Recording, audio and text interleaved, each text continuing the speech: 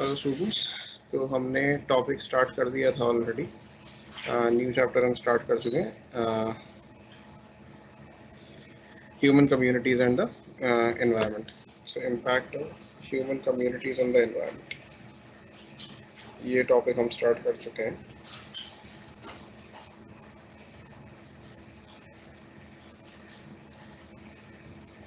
Sorry, वो heading ऊपर गलत आ रही है एक्चुअली एनवायरमेंटल पोल्यूशन की, but we already started the chapter human communities and the environment.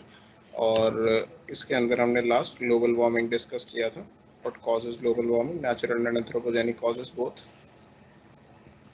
and what are the different gases that are responsible for global warming. Alright, so we had already discussed the various gases that are responsible for the global warming and how they are released. We had also discussed in last class कि the major contributors क्या होते हैं global warming के लिए. So carbon dioxide जो है वो 76% contribute करता है towards global warming.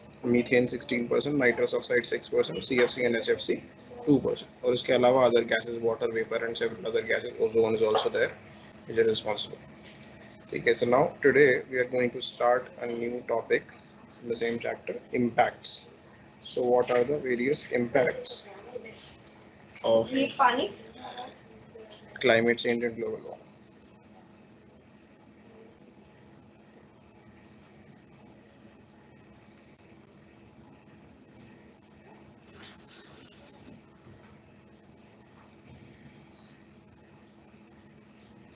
So what are the impacts of climate change and global warming? First is, one of the most important and major impact is melting of polar ice caps.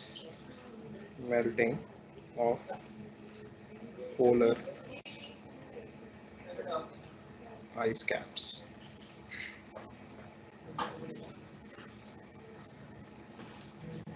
And rise in sea level. So for those who don't know what are polar ice caps, our Earth is spherical. These are North Pole and South Pole. Both of these poles get very less sunlight and therefore they are frozen. But due to rise in global temperature, both of these poles, this North Pole and this South Pole, is the ice in this region is melting. And when the ice is melting, it increases the sea level. What happens when a sea level rises? The small islands will get submerged. Okay, the small islands where small amount of populations live, they will be completely destroyed due to rise in sea level. Several islands which were earlier inhabited, and some of them were uninhabited by humans, but they were animals, have already been submerged due to rise in sea levels.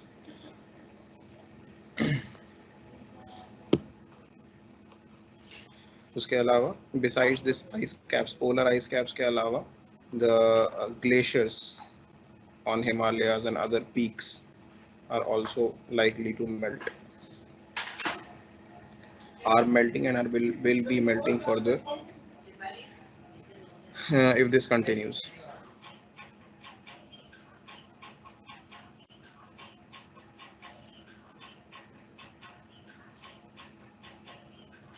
So basically, if this glacier cover will decrease,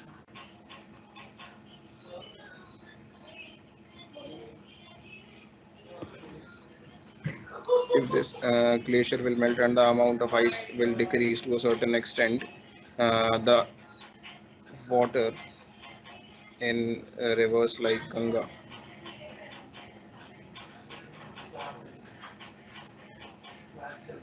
will get reduced.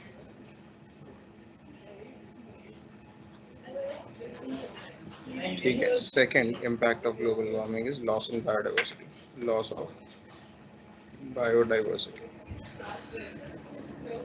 So loss of biodiversity, which means certain populations which are not resistant to rise in temperature, not resistant to high temperatures, will perish. Species that on living on small islands, species on small islands that will submerge due to rise in sea level will disappear. All right, and flora and fauna on cold mountains,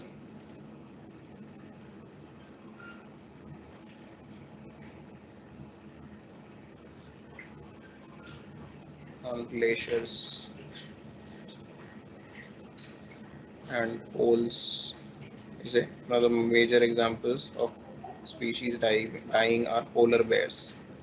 So polar bears, the population of polar bears are declining very rapidly due to the melting of polar ice caps. So this is one example of loss in biodiversity.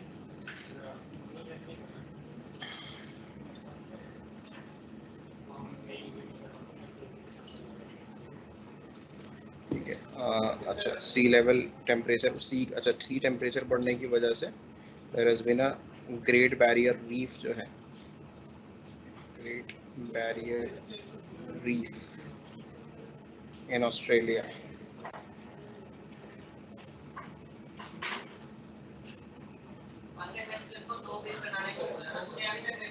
is already destroyed due to coral bleaching. तो coral reefs जो हैं वो high temperature की वजह से मर जाते हैं. इस प्रोसेस को कोरल ब्लीचिंग बोला जाता है.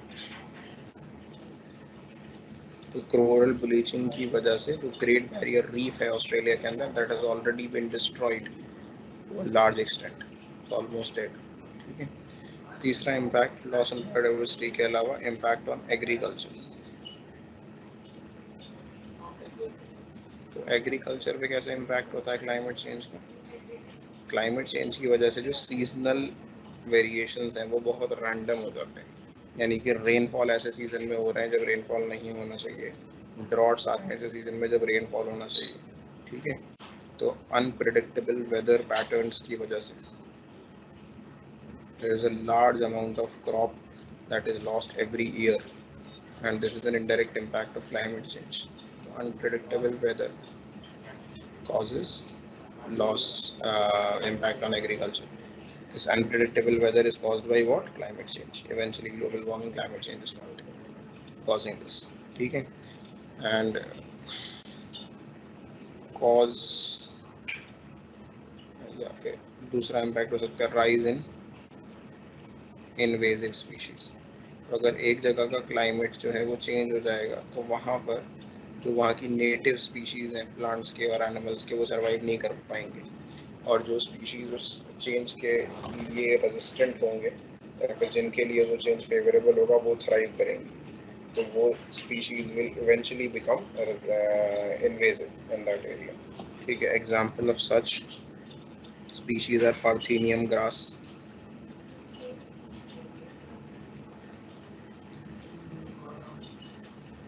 lantana.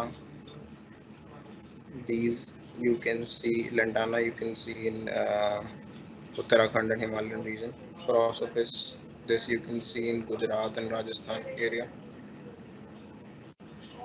to large extent in Delhi as well. Prosopis juliflora, this is an invasive species from Mexico.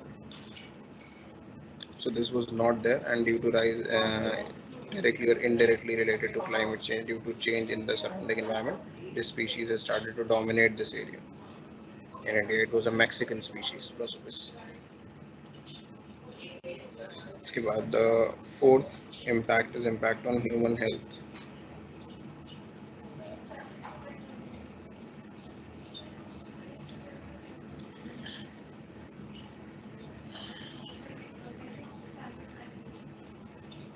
So how does it impact human health? Basically, rising temperature and humidity.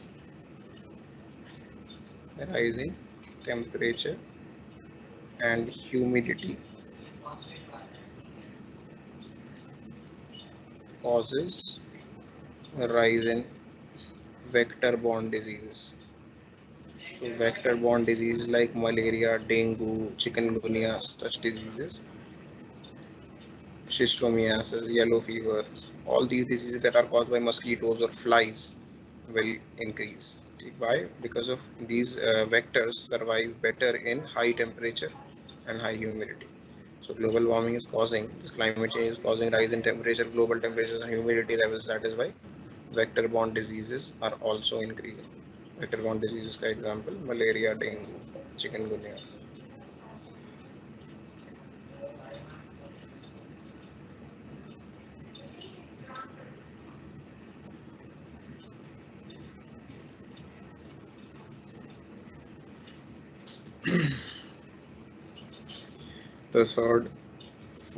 The fifth impact is impact on economy. So it impacts our economy.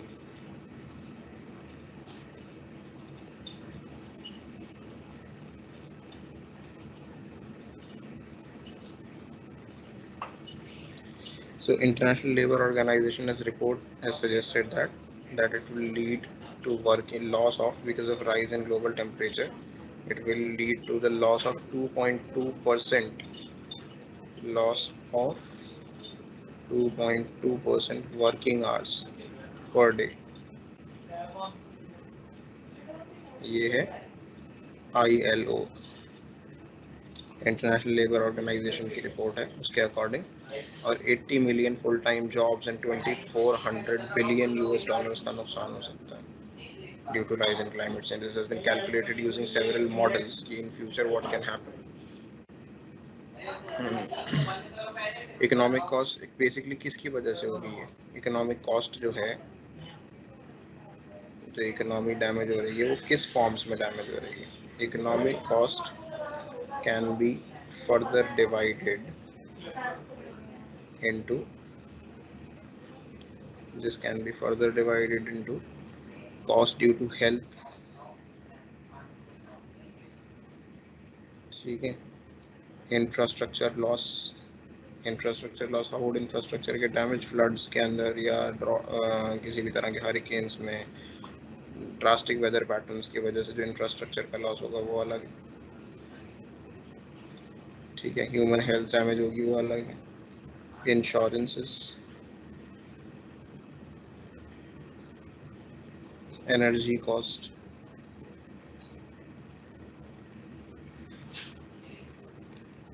fisheries, because rise in sea temperature will kill a lot of fishes. Basically, a lot of fishes will migrate. Fisheries business will get affected very much.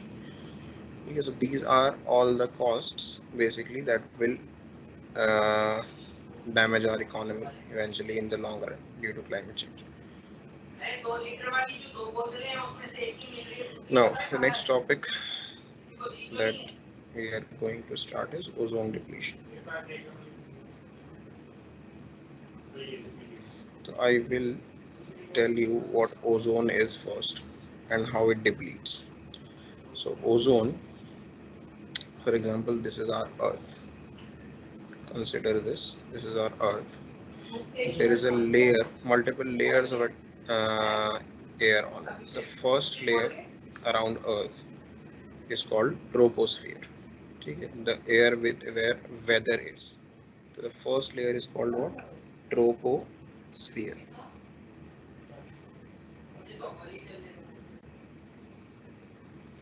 The next layer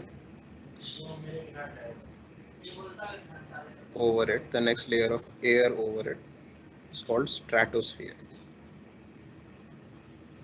This layer is called stratosphere. And there is another layer over it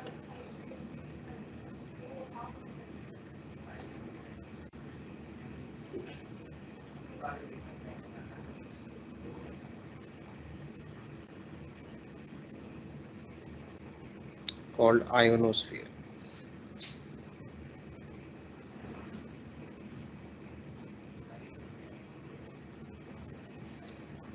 So in this second layer, stratosphere, there is a gas called ozone. What ozone does is, ozone prevents us from the harmful UV radiations of the sun. The sun is emitting harmful UV radiations that, if reach earth, completely will damage our skin and that it will cause many problems. But what ozone does is, it blocks most of the UV radiation. So UV radiation, when it is coming to the earth, ozone reflects it back. So this is the function of ozone. Okay. How is ozone formed? Formation of ozone. So ozone is formed when oxygen gas reacts with an oxygen atom in the presence of UV light. Forms ozone. But this reaction is reversible. It can go in reverse direction as well. And ozone can break as well. So in the presence of gases like NO and aerosols like CFCs and HFCs, ozone depletion occurs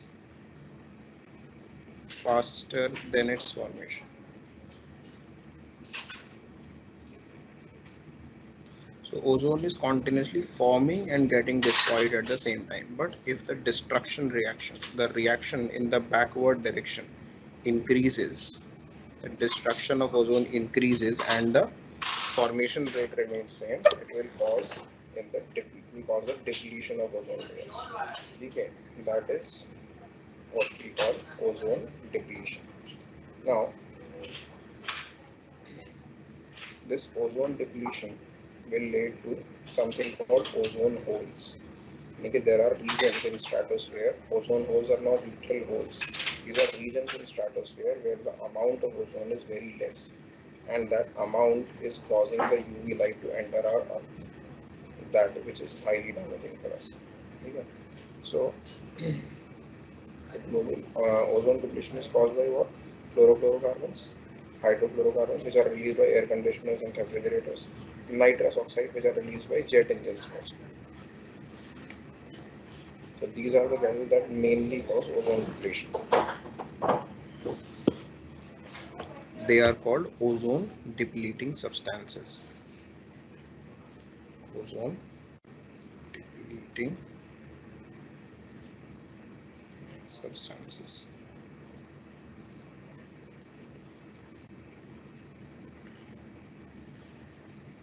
ODS in short.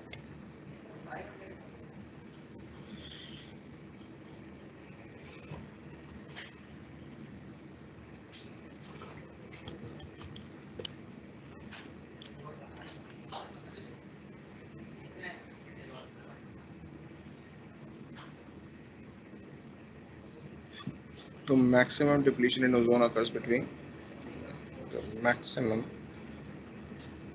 depletion occurs in the month of September and November every year. Okay, September and November every year in the region Antarctica.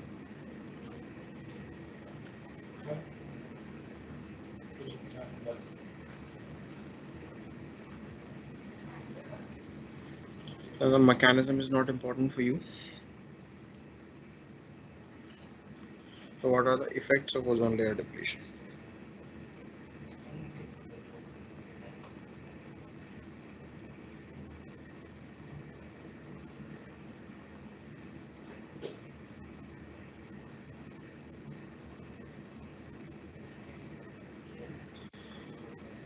What are the different effects of ozone layer depletion?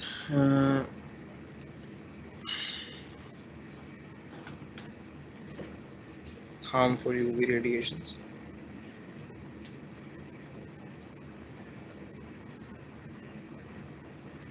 will reach the earth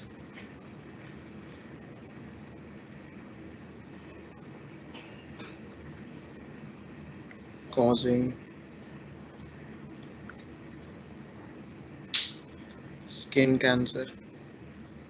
So what are the various things that it can cause? Skin cancer, cataract, can damage your eyes. Okay.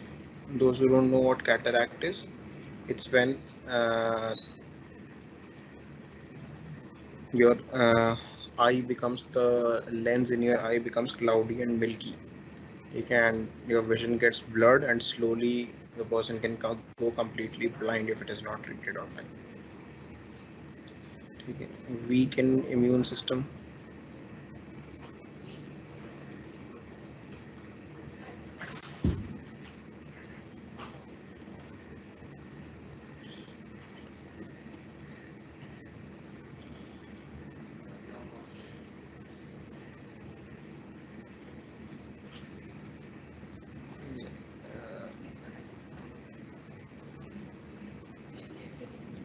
Loss of skin pigmentation.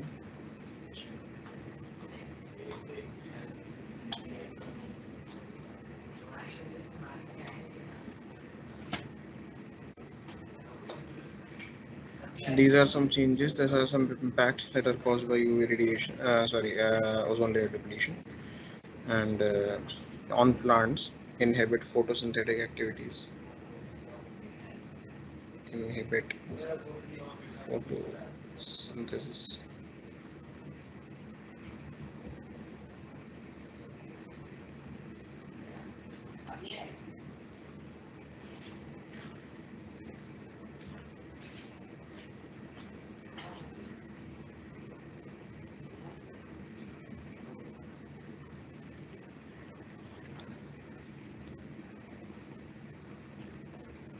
Thus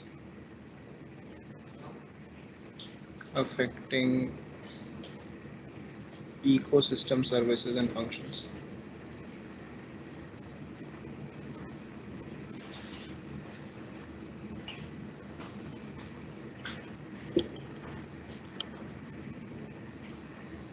Altering biochemical pathways in plants. Altering biochemical pathways in plants.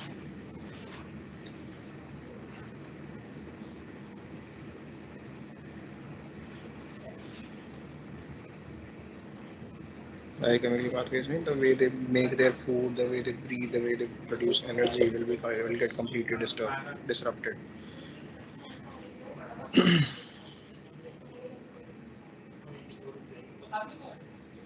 Right, so these are the basic impacts or effects of ozone depletion. Now, the next topic that we are going to discuss is acid rain.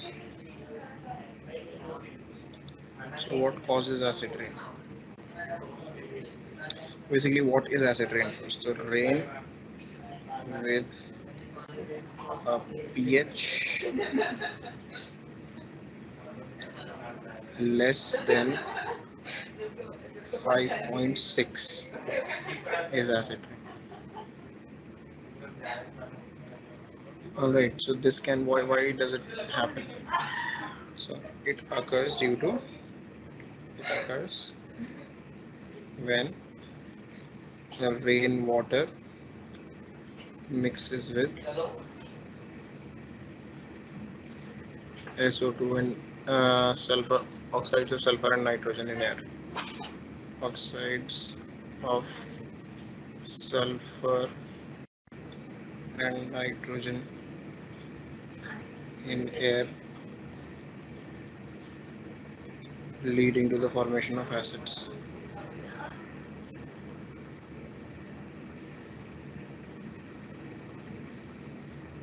Acids, which acids? For example, if nitrogen oxides will mix with rainwater, it will form HNO2 or HNO3, nitrous acid or nitric acid.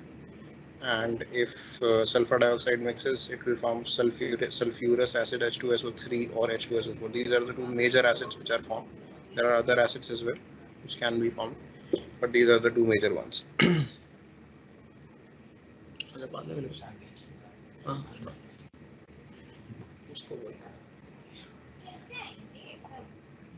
देख खुद नहीं आना तुम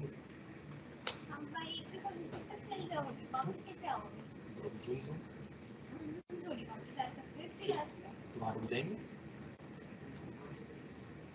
क्या है क्यों जा रहे हो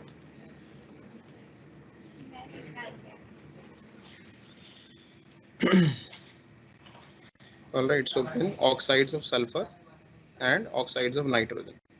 Oxides of sulfur and oxides of nitrogen mixes with water It will form nitrous acid or nitric acid and sulfurous acid or sulfuric acid, which causes acid rain. So acid rain, what can acid rain do? So acid rain अगर गिरेगी किसी भी buildings के ऊपर, for example, इसका effects क्या होंगे?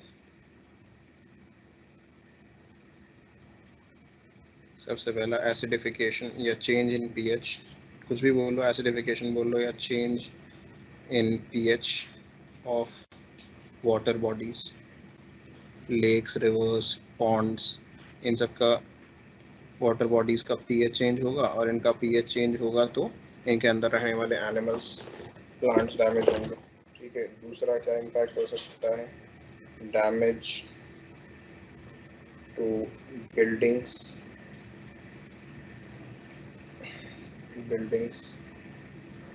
ठीक है। एग्जाम्पल ताजमहल का देखो, ताजमहल का केस मैंने आपको पोल्यूशन में भी पढ़ने के लिए कहा था कि ताजमहल जो है its white colour is depleting slowly, so that the reason is what? Acid rain. ठीक है, damage to crops, acidic due to soil acidification, soil acidify हो जाएगी और उसकी वजह से क्रॉप डैमेज होंगे। ठीक है, तो ये अलग अलग तरह के इम्पैक्ट हैं जो एसिड रेन की वजह से हो सकते हैं।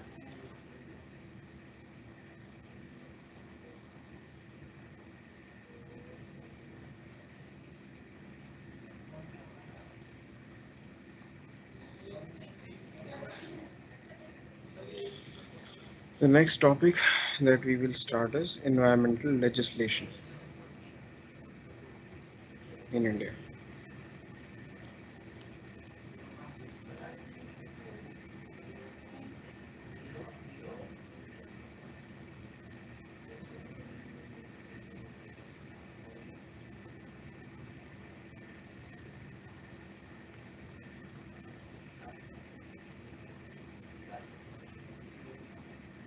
This is your lesson 14.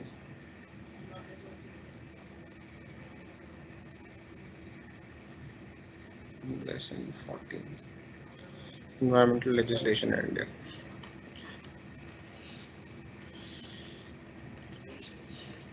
So India के अंदर environmental protection और improvement जो है, it has been practiced since the very beginning of ancient times in the to the present age. Ancient India के अंदर क्या था? Simple लेकिन बहुत effective laws थे प्रोटेक्ट करने के और कंजर्व करने के एनवायरनमेंट को। ठीक है, जैसे इंडियन मोटर व्हीकल एक्ट था, the factories act, Indian forest act, the mines and minerals regulation act, the industries development regulation act, the forest conservation act, the merchant shipping act. Present day के अंदर constitution of India जो है वो states को भी allow करता है कि अपने एरिया को प्रोटेक्ट करें और इम्प्रूव करें, अपने एरिया के एनवायरनमेंट को प्रोटेक्ट और इम्प्रूव करें, सेफ गार्ड करें, पब्लिक हेल्थ को सेफ गार्ड करें, फॉरेस्ट एंड वाइल्ड लाइफ को प्रोटेक्ट करें। तो स्टेट्स भी लॉज बना सकती हैं, सिर्फ सेंट्रल गवर्नमेंट ने। तो ऐसे ही कुछ लॉज के बारे में इस चैप्टर के अंदर और कुछ ऐसे एक्ट्स के बारे में इस चैप्टर में हम बात करेंगे। ठीक है, सबसे ज़्यादा इंपॉर्टेंट लेजिस्लेशंस कौन से हैं इंडिया में, कब वो आए थे, वो उनका क्या रोल है, उनके क्या अचीवमेंट्स हैं, उनके बारे में हम बात करेंगे। तो इसके अंदर जो सबसे पहला एक्ट है, the Indian wild life protection act, इसे सिर्फ इंडियन वाइल्ड लाइफ एक्ट भी बोला जाता है। वाइल्ड लाइफ प्रोटेक्शन को ब्रैकेट में लिख देते हैं हम act. This came in force in 1972, the Indian Wildlife Act or the Indian Wildlife Protection Act, whatever you want to call it.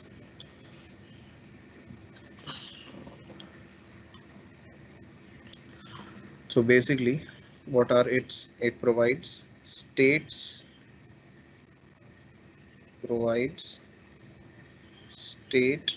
the authority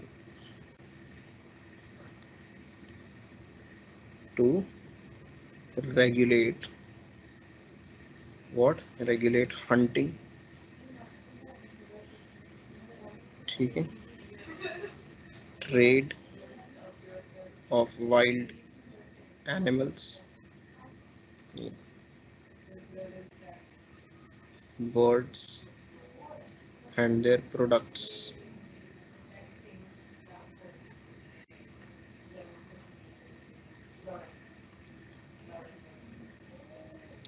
They can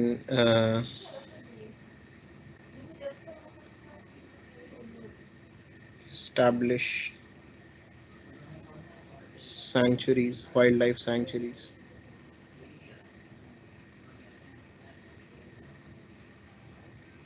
So states can establish wildlife sanctuaries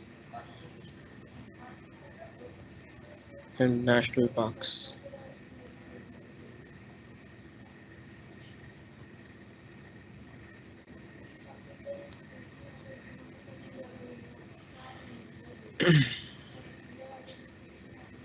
They can impose penalties on violating these norms that they are set by state governments. Okay, this was amended. This act was amended and it changed to some extent in 1982. कुछ provisions इसमें किए गए थे, capture and transport of, to include provisions on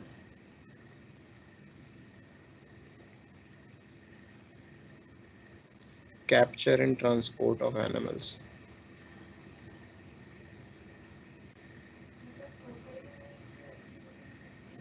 Capture and transport of animals.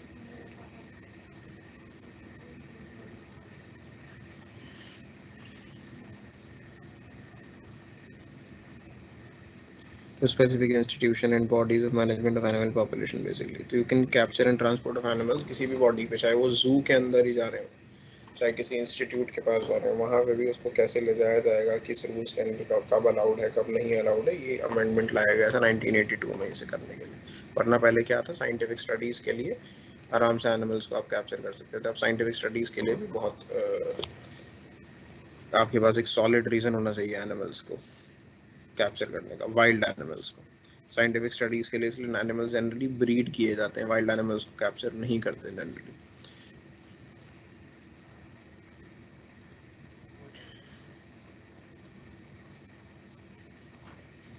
Second amendment आया था 1991 में, amended again in 1991, major amendment था, comprehensively amended to insert special charges dealing with the protection of specified plants and the regulation of zoo. ठीक है, protection of specific plants, some specific plants and regulation of zoo.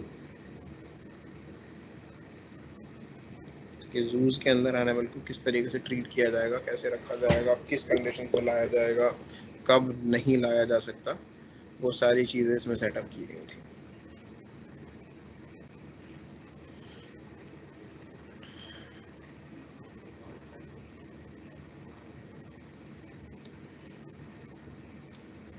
ठीक है, it also works, it also lists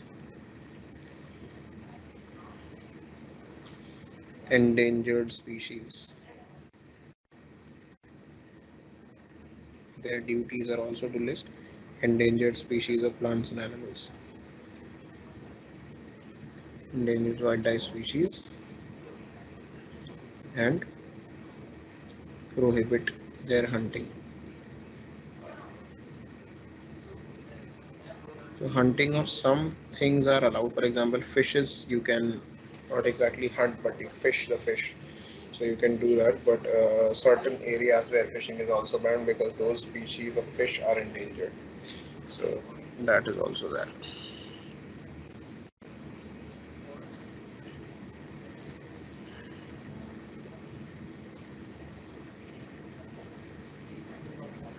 तो इसी के अंदर बहुत सारे वो रखे गए थे, conservation, several conservation projects, conservation projects under the act. तो बहुत सारे कंजर्वेशन प्रोजेक्ट्स हैं। इसके एग्जांपल में आप सबसे पहले इंडेंजर्ड स्पीशीज लायन के प्रोटेक्शन के लिए 1972 के अंदर एक कंजर्वेशन प्रोजेक्ट स्टार्ट किया गया था। टाइगर के लिए 1973 में किया गया था। ठीक है, क्रोकोडाइल प्रिजर्वेशन के लिए स्टार्ट किया गया था। क्रोकोडाइल स्पीशीज के लिए 1974 में स्टार्ट किया गया था एक प्रोग्राम। ठीक है, ब्राउन एंटल्ड डियर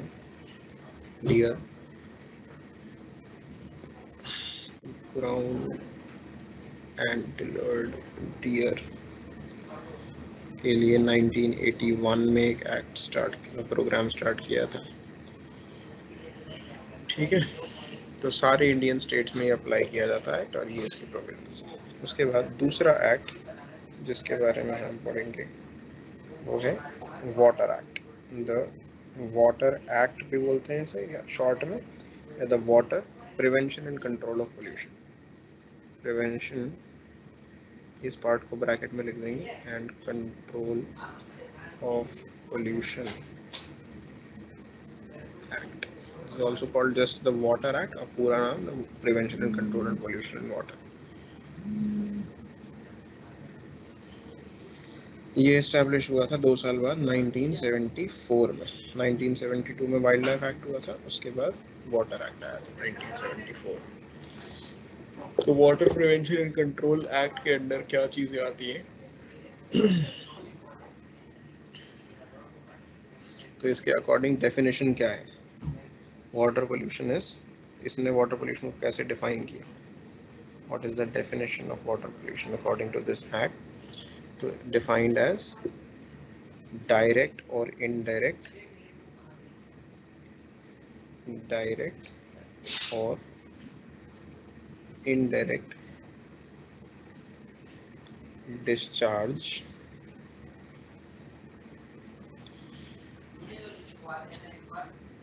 of sewage,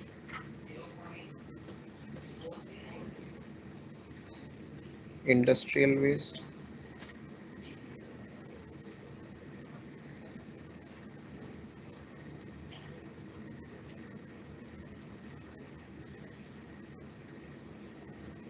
किसी भी फॉर्म में हो, इंडस्ट्रियल वेस्ट, गैस हो, लिक्विड हो या सॉलिड हो,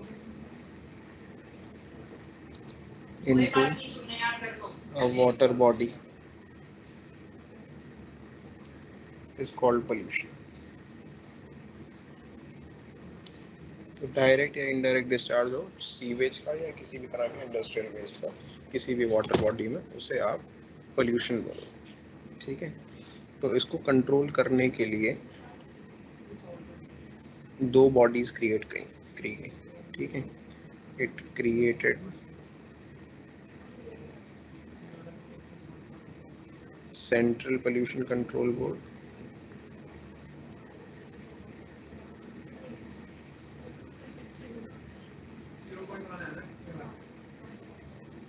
जिसे हम बोलते हैं CPCB, and second state pollution control,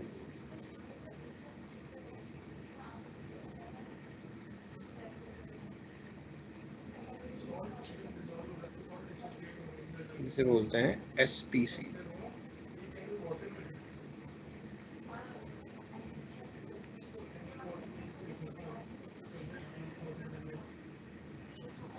mainly ये 2 हैं। CPCB primary promote cleanliness of streams and wells in the different states of India। तो इनके फंक्शंस क्या हैं, व्हाट आर द फंक्शंस और roles of CPCB and SPC। Central pollution control board central government के under काम करते हैं, state pollution control board state government के अंडर काम करते हैं। What are the different roles of these SPCB and CPC।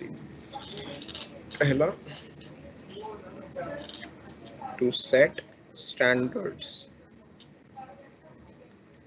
of water quality for states, sorry, for rivers and wells.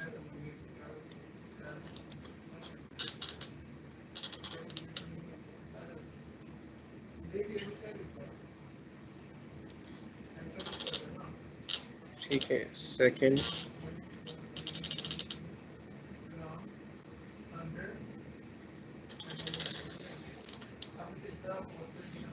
plan and execute nationwide programs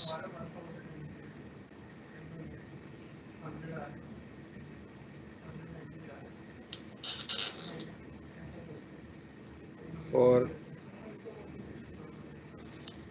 prevention of water pollution.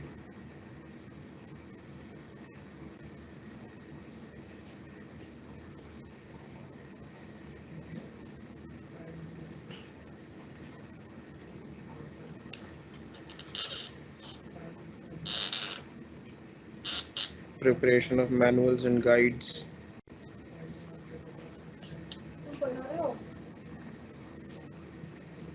People get the closer.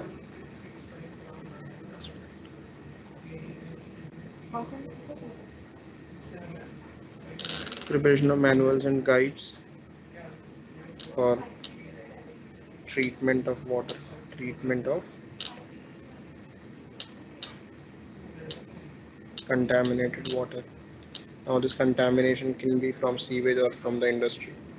So different type of contaminants require different type of treatment. So how the water should be treated, contaminated water should be treated, is also decided by CPCBs and SPCBs. They make manuals and guides contaminated water.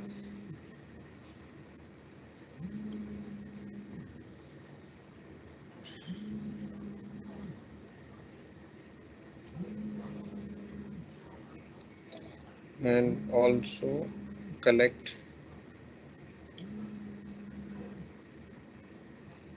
data on water quality.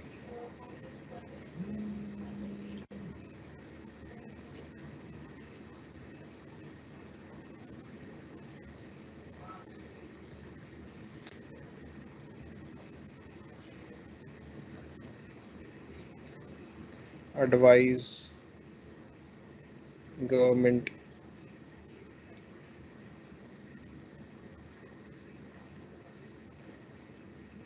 in making policies, okay, to prevent water pollution.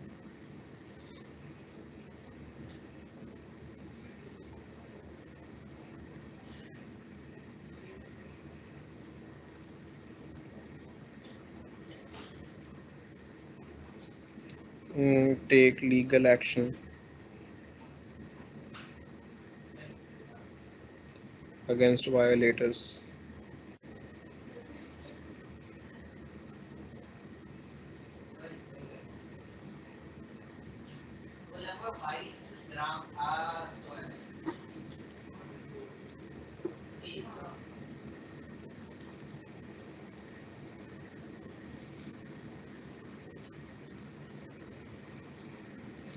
Okay. Analyze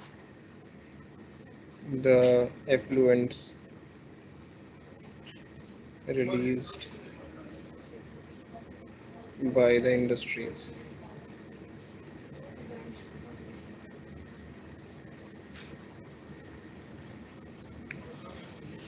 Okay, so these are the various roles of CPCBs and SPCBs. Okay, the CPCB also advises SPCB, State Pollution Control Board, again for taking various actions and preventive measures.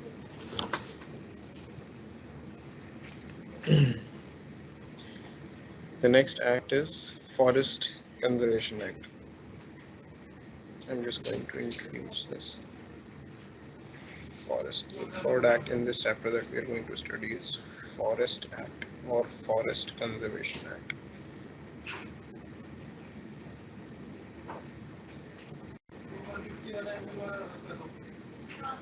This was set up in 1980.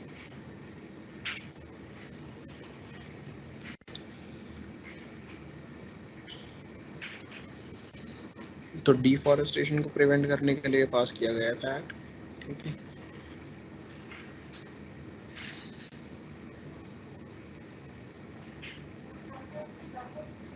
तो basically इस act के अंदर ये आता है, the state governments can use the forest for forestry purposes only, यानी कि it can not use it for commercial purposes. Government can use the forest for forestry purposes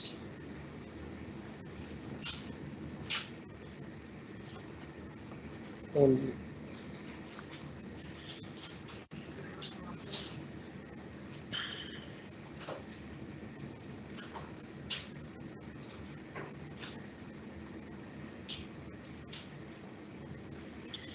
For example, for non-forest purposes like mining or monoculture, or monoculture means growing a single type of plant in a particular area.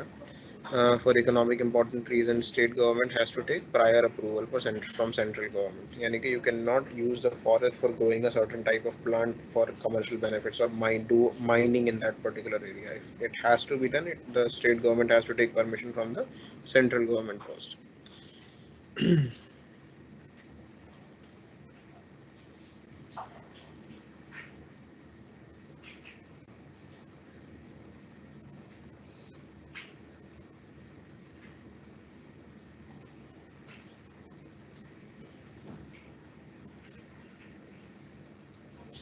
So immediate halt to any illegal forest activity within the forest area. अच्छा, इसके बाद इसके अंदर एक amendment आया था 1992 amendment.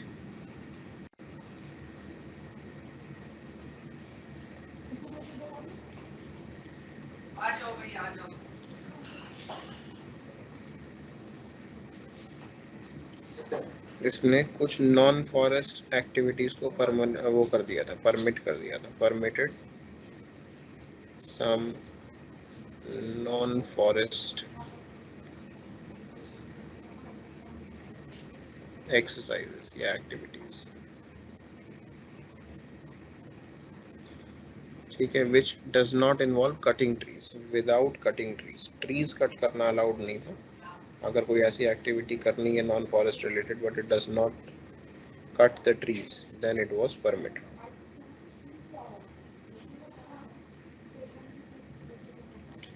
Without cutting trees or limited cutting to certain extent or limited cutting.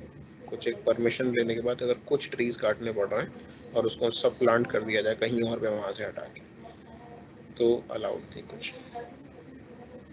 Basically the law was made a little lenient than it was earlier.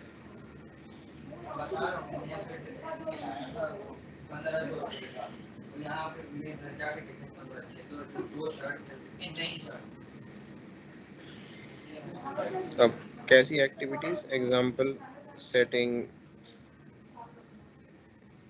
Transmission lines, मान लो electric transmission lines हैं या internet transmission lines है, किसी गांव के अंदर जानी है तो वो फॉरेस्ट के थ्रू जानी है तो वहाँ वो करना अलाउड कर दिया गया था। फॉरेस्ट के थ्रू ट्रांसमिशन लाइन जा सकती हैं, इलेक्ट्रिसिटी की, टेलीफोन की या इंटरनेट की, किसी तरह की ट्रांसमिशन लाइन जा सकती हैं, ठीक है। साइज्मिक एक्टिविटीज़, अगर आपको कोई साइज्मिक एक्टिविटी यानी जो अर्थक्वेक रिलेटेड एक्टिविटीज़ को चेक करने के लिए अगर कोई इन्वेस्टिगेटिव प्रोजेक्ट करना है फॉरेस्ट के अंदर, इन्वेस्टिगेशन, तो वो अलाउ हो गया था। seismic activity investigation, drilling and hydroelectric tasks, यानी कि कुछ चीज़ें अलाउड थी जो फॉरेस्ट को ज़्यादा डैमेज ना करें। हालांकि वो भी कर दी हैं कुछ हद तक, बट कंप्लीट डैमेज करना कि वहाँ पे आप ट्रीज को काट के कुछ और ही बना दो, वो अलाउड हुई नहीं।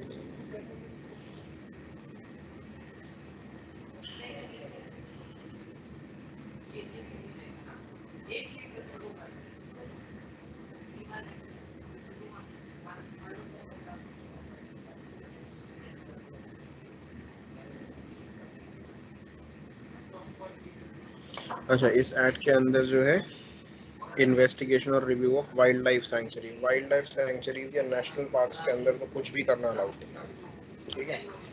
So it prohibits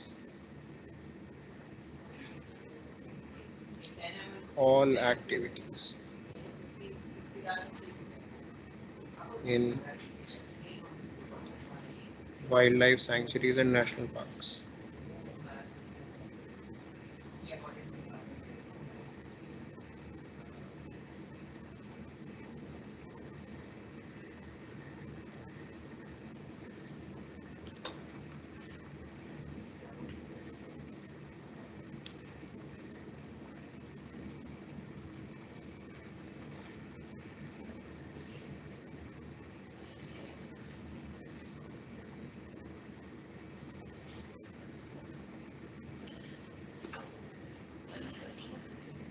तो ये है फॉरेस्ट कंजर्वेशन एक्ट. इसके अंदर कुछ चीज़ें और हैं, but I think will discuss this in next class. In the last 5 minutes I will take some of your questions.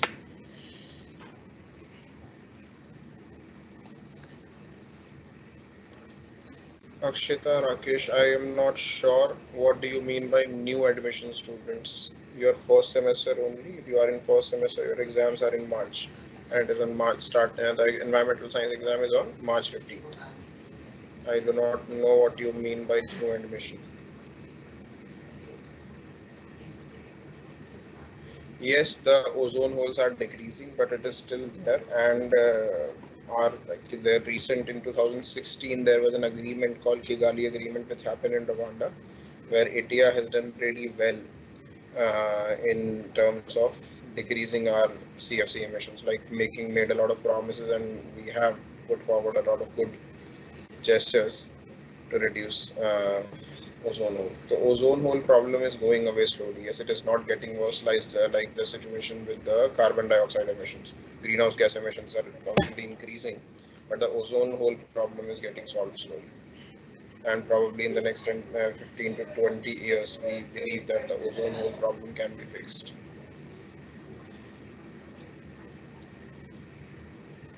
Khushi, please check the website. The syllabus is already there. I am not expecting such questions from students like you. Anyone, please don't ask me what is the syllabus. It's a very stupid and silly question. The syllabus is there on the website. You can check it.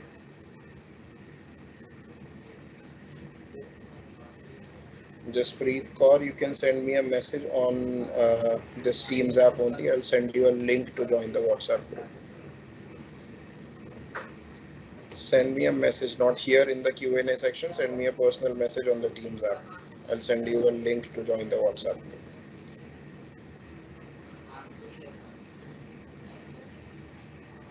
Yes, Aman, thank you. Good. Environment is the part of concurrent list in the concurrent list of the Constitution. Yes, it is.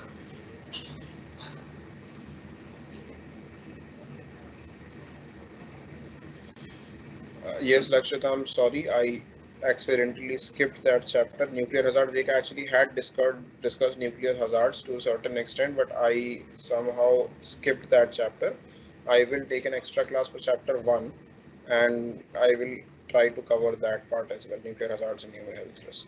We had actually discussed nuclear hazards while discussing pollution, but I did not discuss it in detail. Thank you for reminding me. I remember though. I will discuss it again.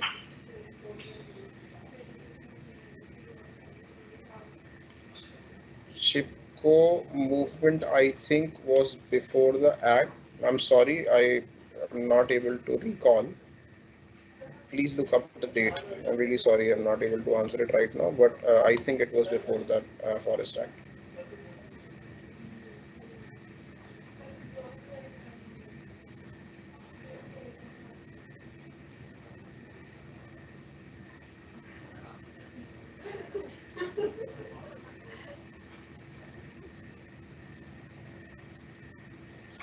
अगर पूजा आपने message किया हुआ है WhatsApp group पे add करने के लिए तो मैं अभी आपको रिप्लाई कर दूंगा. मैंने देखा नहीं होगा.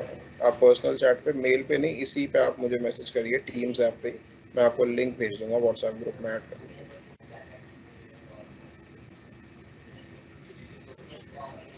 Yes, Aman Kumar. In the national parks and wildlife sanctuaries, some activities are allowed in the buffer zone. There are two zones in a wildlife sanctuary: the core area and the buffer zone. The core zone is completely off the grid with no public activities, no other activities are allowed. But And in the buffer zone, there are activities which are allowed. You are right, Aman. Outer circle is called buffer zone and the inner circle is called the core zone of the national park. Jasprit, there must be a text box or something. Hang on, I'll try to send you the link right here if possible.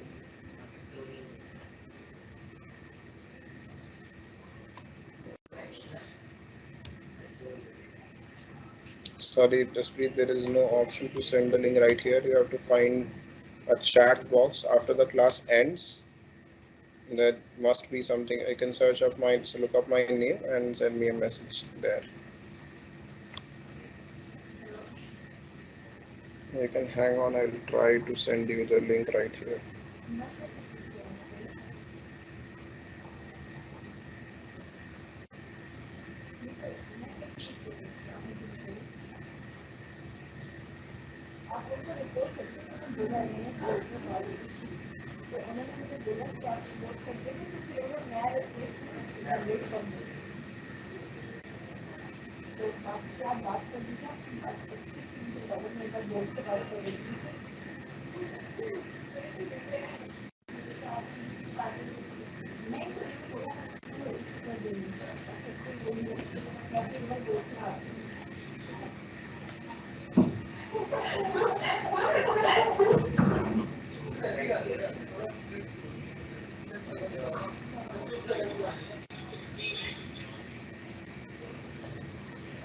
Please, I've just sent you the link to join the WhatsApp group right here. Pooja, I'm sending you as well.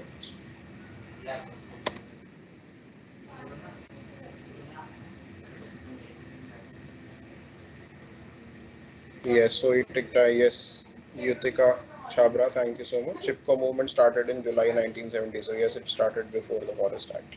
Thank you, Yukta. Sorry, Yukta, I pronounced your name wrong. Yukta. Uh,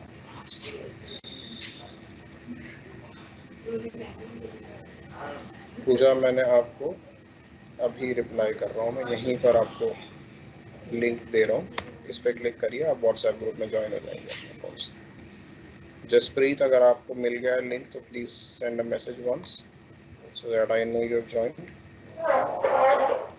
Anyone else who wanted to join, I am sending the link right here.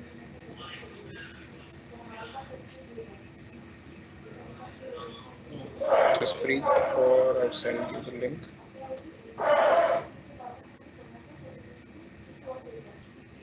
I think I'm going to end the session now. If there are any other questions, you can type it fast, or I'm going to end the session in the next 1 minute.